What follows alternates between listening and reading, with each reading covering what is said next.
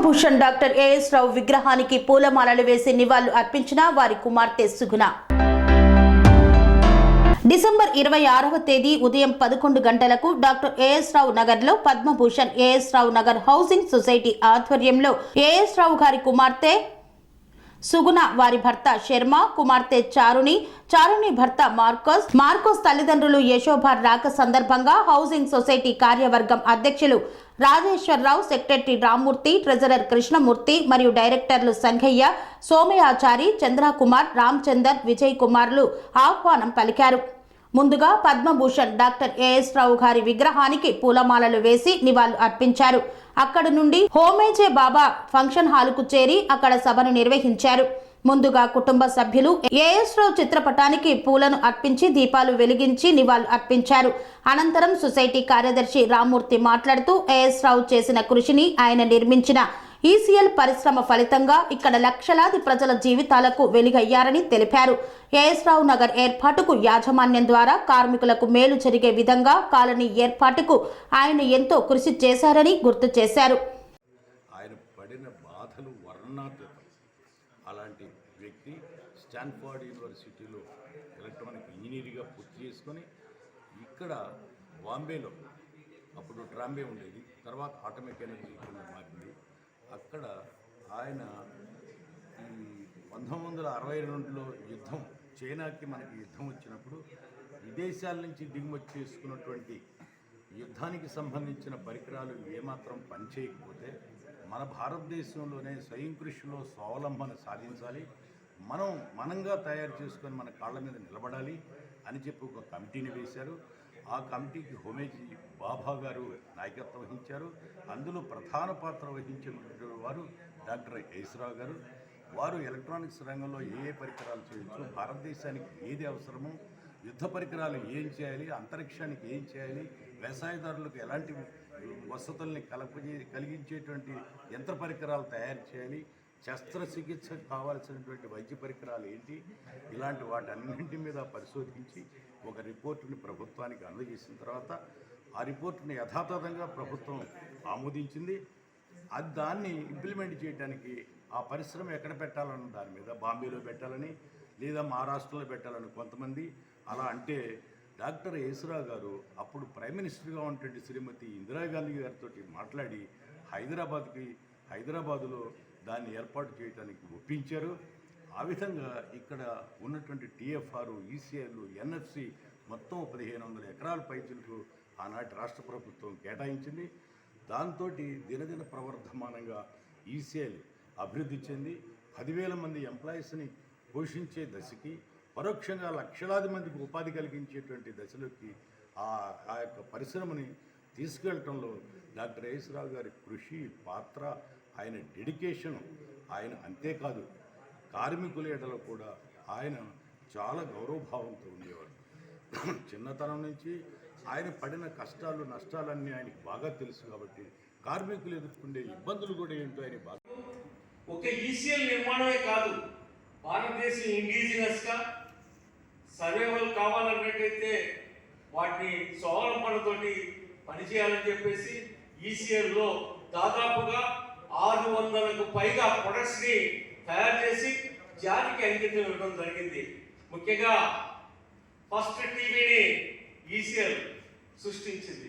First antenna, మనకి ఇప్పటికీ యాంటెనాని ముఖ్యంగా గగనంలో ఉండేటువంటి ఏదైనా ఇక్కడికి భారతదేశానికి రావాలన్నట్టయితే మన యాంటెనానే, ఈసీఎల్ యాంటెనానే ఇప్పటికీ పనిచేస్తున్నటువంటి పరిస్థితి ఉంది. ఫస్ట్ కంప్యూటర్ మనం తయారు చేసాం. అలాగే కంట్రోల్ సిస్టమ్స్ మనం చేసింది. ఫస్ట్ కంట్రోల్ సిస్టమ్స్ లో మొత్తం ఉండేటువంటి వాటిలో ఇంధన వాటిలలో చేసినటువంటి వాటిలన్నింటి కూడా ఉన్నది. ఆసిలోస్కోప్ నుంచి మొదలు పెడితే, మెడికల్ ఎక్విప్మెంట్స్ మొదలు పెడితే, ప్రతి దాంట్లోనూ కూడా ఈసీఎల్ ప్రధాన పాత్ర పోషించిన పరిస్థితి. అది ఏఎస్ రావు గారు కళల పంట. అంతేకాదు ఇప్పుడు ఎన్నికల ప్రజాస్వామ్యం స్వేచ్ఛాయుతంగా, ఎఫెక్టివ్గా నడుస్తుంది. దానికి కావాల్సిన ఈవీఎంస్ తయారీ కూడా ఆనాడే ముఖ్యంగా తయారు చేసి ఒక ప్రభుత్వానికి, ఎలక్షన్ కమిషన్కి అందజేసినటువంటి ఘనత డాక్టర్ ఏఎస్ రావు గారు. ఇటువంటి గొప్ప జ్ఞానం కలిగినటువంటి వ్యక్తి. ముఖ్యంగా ఆయన చాలా నిరాడంబరత అవన్నీ చాలా విషయాలు ఉన్నాయి. అయితే మేము ఒక్కటి చెప్పదలుచుకుంది ఏంటంటే యేసురావు గారు గురించి ఆయన ఉన్నటువంటి జీవించిన కాలంలోనే మేము ఈసీఎల్ కళా వేదిక అనే ఏర్పాటు చేసి దాదాపు ఒక 15 సంవత్సరాల పాటు కళావేదిక ద్వారా కళారూపాన్ని వాటిని ప్రదర్శించాం. ఆ సందర్భంగా యేసురావు నగర్లోనే చేసేవాళ్ళం. ఆ సందర్భంగా మనకి అన్నపూర్ణమ్మ గారు కూడా మా ఒక ప్రోగ్రామ్కి వారు వచ్చి చూసి మమ్మల్ని ఆశీర్వదించడం జరిగింది. మాకెంతో గొప్పగా మేము భావించాం. ఆయన చనిపోయిన తర్వాత మేమందరం రోధించిన మనిషి లేడు, ఆ విలపించని ఈ యొక్క ప్రాంతం లేదు. మొత్తం కూడా జరిగిన తర్వాత కూడా యేసురావు సొసైటీ వాళ్ళు బర్త్డేస్ రెగ్యులర్గా నిర్వహిస్తా ఉన్నప్పుడు వర్ధంతిని నిర్వహించేటప్పుడు యేసురావు గారి యొక్క జీవితంలో ఈసీఎల్లో ఉండేటువంటి కవులు కళాకారుల చేత మేమంటే యేసురావు గారి జీవితం వాటి గురించి దాదాపుగా 10 సంవత్సరాల పాటు ఆయన జయంతి సందర్భంగా కవితల రూపంగా కథల రూపంగా వాటన్నిటి పుస్తకాలు ప్రచురించి 10 పుస్తకాలు మేము ఆయన పేరు మీద ప్రచురించడం జరిగింది. అంతేకాదు నేను రాస్తున్నటువంటి పుస్తకాల్లో కానీ నేను రాసే కవితలు వాటన్నిటిలో కూడా ప్రతి దానికి యేసురావుకే అంకితం ఇస్తాం. అంతేకాదు మాకుండేటువంటి స్ఫూర్తి గ్రూప్ అని ఏర్పాటు చేసుకుని రాసేటువంటి రచనలన్నిటి కూడా యేసురావు గారే మాకు ప్రధాన పూజనీయులు. వారి యొక్క అంకితం ఇచ్చే మేము చేస్తున్నాం. అంతేకాదు ఈ మధ్యకాలంలో మా యొక్క జీవిత కథల్ని రూపొందించేసినప్పుడు మా జీవిత కథల ముందు యేసురావు గారి జీవిత కథ ఉండాలని ముఖ్యంగా కంచె ఐలాండ్ లాంటి వాళ్ళు చెప్పి వాడు ప్రచురణ చేసి దాన్ని కూడా ఈ సంవత్సరంలోనే దాన్ని రిలీజ్ చేయడం జరిగింది. భవిష్యత్తులో కూడా ఆయన పేరు మీదనే మేము అనేక పుస్తకాలని వాటిని తీసుకొని నిరంతరం స్మరణ చేసుకుంటాం. ఆయన జయంతులు వర్ధంతులు ఈ ప్రాంతంలో ఉండేటువంటి చిల్డ్రన్స్ కి వ్యాసరచన పోటీలు వీటి అలాగే మన వక్తృత్వ పోటీలు మిగిలినటువంటి కళారూపాల పోటీలు నిర్వహించి we decided that my daughter and son-in-law wanted to visit India. One of my single aims was to have my daughter and her husband visit ECIL and also come to A.S. Rao Nagar, a place that my daughter and my son had visited when they were 3 and 4 years old, and in fact took pictures sitting at the feet of Dr. A.S. Rao.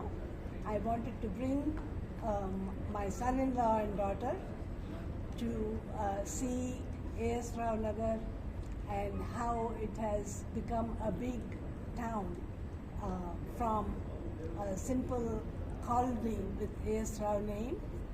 And I know the buses are running with the billboards with my father's name. Madam, ఈ memories కాకుండా ఇంకేమైనా చేయదలుచుకున్నారా మీరు? మీ ఊళ్ళో ఇంకేమైనా ఉందా?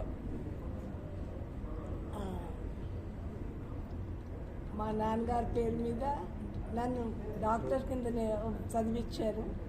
మా నాన్నగారి పేరు మీద ఫ్రీగా నేను రిటైర్ అయిపోయాను. ఫ్రీగా help and advice as a paediatrician ఇస్తూ ఉంటాను.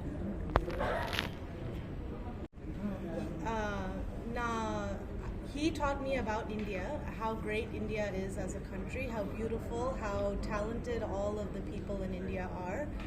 He believed in this country so much. And I wrote my master's thesis in economics on Indian business companies and the success that they see.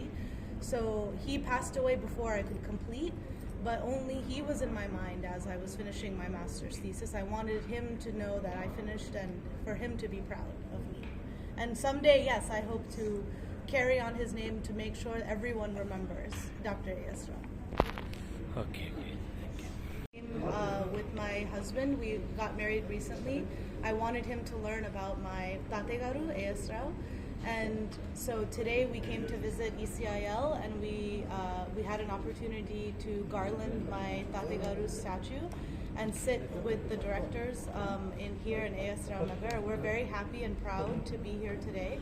to be with everyone and for me to show my husband about my grandfather and my roots as granddaughter for A.S. Rao.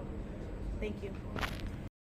Shri అవధూతాశ్రమము Bodhananda Satyaramurthy ఆర్యుల గోసేవాశ్రమము మరియు వృద్ధాశ్రమము పడాల ఆశ్రమములో గోసేవ గోవుల దానము స్వీకరించుట మీ నవగ్రహ దోషములు పోవుటకు గోపూజ చేయబడును మూలికా వైద్యము గోపంచగవ్య వైద్యము చేయబడును యంత్రములు తావీదులు ఇవ్వబడును శాంతి హోమములు చేయబడును మీ ఆత్మీయుల పుట్టినరోజు పెళ్లి రోజు మరియు వర్ధంతి వంటి ముఖ్యమైన దినములలో గోసేవ లేదా అన్నదానం చేయదలిచిన వారు సంప్రదించండి మా వృద్ధాశ్రమంలో ఖాళీలు కలవు చేరదలిచిన వారు సంప్రదించండి శ్రీ శ్రీ శ్రీ స్వామి బోధానందగిరి శ్రీ అవధూతాశ్రమము అయ్యప్ప స్వామి గుడి దగ్గర పడాల తాడేపల్లిగూడెం 2 సెల్ నంబర్స్ 7981356374 96180 34138